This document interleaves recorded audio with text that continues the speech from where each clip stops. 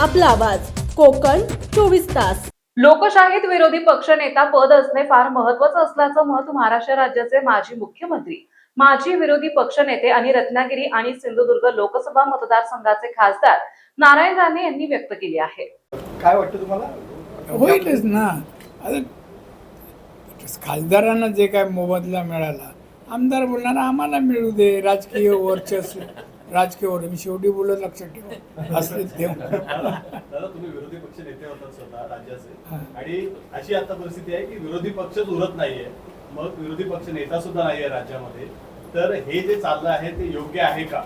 नाही, योग्य नाही. लोकशाही आहे, पाहिजेत ना.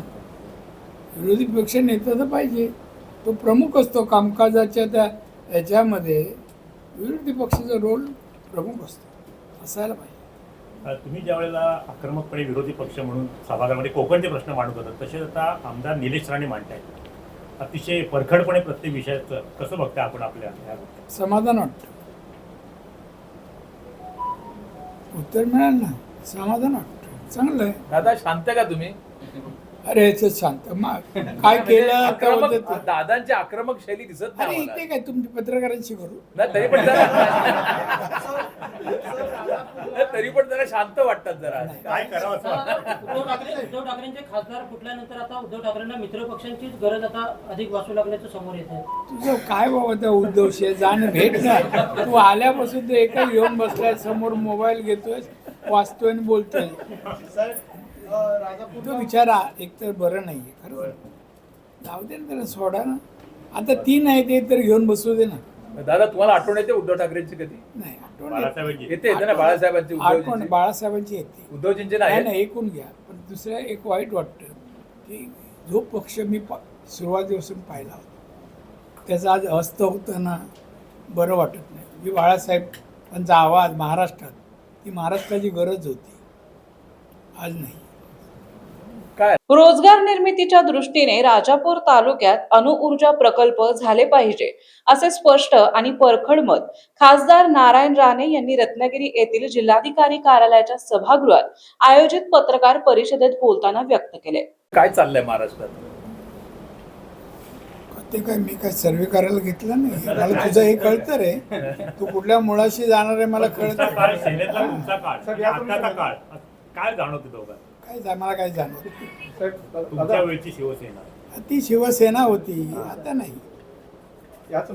तुम्हाला काय विकासात्मक काय नाहीये? सर, राजापूरला वाटोळ येथे मुंबई गोवा महामार्गावर सुपर स्पेशालिटी हॉस्पिटल होणार होतं. त्याचं आपण काय माहिती घेतली? अजून काही दिसत नाही, नाही. मी नाही माहिती घेतली आहे.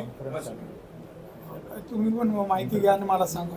हॉस्पिटल होणार अणु होतं. ऊर्जा प्रकल्प पुन्हा एकदा त्या भागामध्ये होणार आहे, राजापूर भागामध्ये. तर अणु ऊर्जा प्रकल्प मधल्या काळात खूप विरोध झाला होता, आपण बघितलं. आता आला तर आम्ही स्वागत करू आणि अणु ऊर्जा प्रकल्प इथे यावा या मर्जीचा मी आहे. पण जनतेचा विरोध आहे त्याला. कोण जनता?